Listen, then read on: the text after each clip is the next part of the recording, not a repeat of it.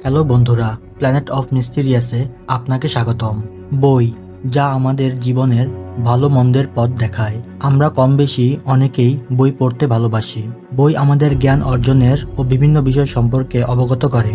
বই হচ্ছে জ্ঞানের চাবি, যার মাধ্যমে সকল প্রশ্নের তালা খুলে থাকে। কিন্তু পৃথিবীতে এমন কিছু বই আছে যাদের রহস্যের তালা আজও কেউ খুলতে পারেনি। এই বইগুলো লেখার পিছনে কি কারণ ছিল তা এখনো কেউ সঠিক বলতে পারেনি। আজকের ভিডিওতে এমনই 5টি রহস্যময় বই সম্পর্কে কথা বলতে যাচ্ছি। দ্য স্মিথফিল্ড ডিক্রিয়েটালস। এই বইটিকে 700 বছর আগে লেখা হয়েছে। 1300 থেকে 1340 সালের মধ্যে দ্য স্মিথফিল্ড ডিক্রিয়েটালস বইটি পোপ নবম গ্রেগরির আদেশে লেখা হয়। বইটি লেখা হয়েছিল আইন ও নিয়ম কানুন সংরক্ষণ করে রাখার জন্য।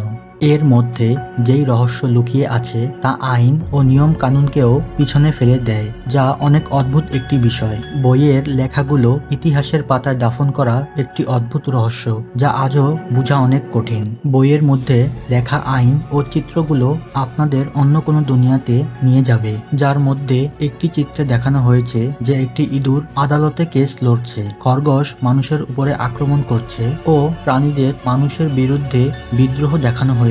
বইয়ে লেখা আইন ও চিত্রগুলোর সাথে বাস্তবতার কোনো মিল নেই। এগুলো দেখানোর পিছনে কি উদ্দেশ্য ছিল, আর কেনই বা এই বই লেখা হয়েছে? মনে করা হয় চিত্রকররা তাদের কল্পনাকে এই বইতে তুলে ধরেছে। আবার অনেকে মনে করে এই চিত্রগুলোর মধ্যে কোনো গুপ্ত বার্তা লুকিয়ে আছে। কিন্তু এর মানে যাই হোক, 1400 শতাব্দীতে লেখা এই বইটি একটি রহস্যই রয়ে গেছে।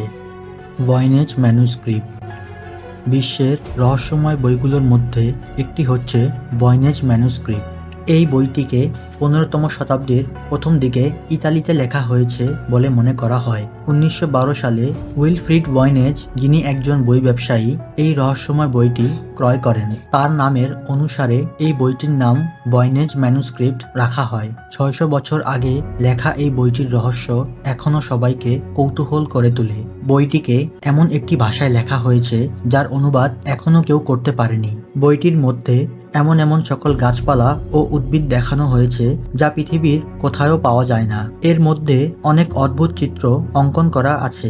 বইটির মধ্যে আঁকা উদ্ভিদগুলোর চিত্র দেখে মনে হবে এগুলো বিলুপ্ত উদ্ভিদের প্রজাতি, কিন্তু এই ধরনের উদ্ভিদ পৃথিবীতে কোথাও পাওয়া যায় না, বা এই ধরনের উদ্ভিদ আগেও কখনো পৃথিবীতে ছিল কিনা তার কোনো প্রমাণ পাওয়া যায়নি। এখানে আরো কিছু অদ্ভুত চিত্র দেখানো হয়েছে যার মানে এখনো কেউ বুঝতে পারেনি। এই বইয়ের কয়েকটি পাতা হারিয়ে গেছে। বর্তমানে বইটির মধ্যে 240টি পাতা রয়েছে। বইটিকে 1969 সালে ইয়েল ইউনিভার্সিটির রেয়ার বুক অ্যান্ড ম্যানুস্ক্রিপ্ট লাইব্রেরিতে রাখা হয়। 2020 সালে বইটিকে অনলাইনে পাবলিশ করা হয়। হয়তো ভবিষ্যতে এই বইয়ের রহস্য সমাধান করা যাবে। নেক্রোনমিকন। এটি একটি ভৌতিক বই, যাকে আবার বুক অব দ্য ডেড বলা হয়। নেক্রোনমিকন একটি প্রাচীন রহস্যময় বই, যার সম্পর্কে বিখ্যাত আমেরিকান লেখক এইচপি লাভক্রাফট তার কাহিনীগুলোতে উল্লেখ করেছেন। বইটি 8ম শতাব্দীতে আরবের একজন লোক, যার নাম আব্দুল আল হাজার, তার দ্বারা এই বইটি লেখা হয়েছে বলে মনে করা হয়। বলা হয় সে এই বইটি নিজের রক্ত দিয়ে লিখেছে।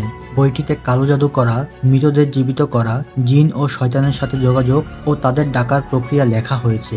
নেক্রোনমিকনে অন্ধকার দুনিয়ার সকল ধরনের জ্ঞান ও বিষয় সম্পর্কে উল্লেখ করা হয়েছে। এর মধ্যে শয়তানিক রিচুয়াল বা অনুষ্ঠান ও এমন ধরনের মন্ত্র সম্পর্কে লেখা আছে যা পড়লে নাকি বিভিন্ন ধরনের কালো শক্তি অর্জন করা যায়। বইয়ের উপরের কভারটি মানুষের চামড়ার তৈরি, যা দেখতে অনেক ভয়ানক। বইটি পড়া মাত্রই অদৃশ্য শক্তিকে কাবু করার ক্ষমতা চলে আসে।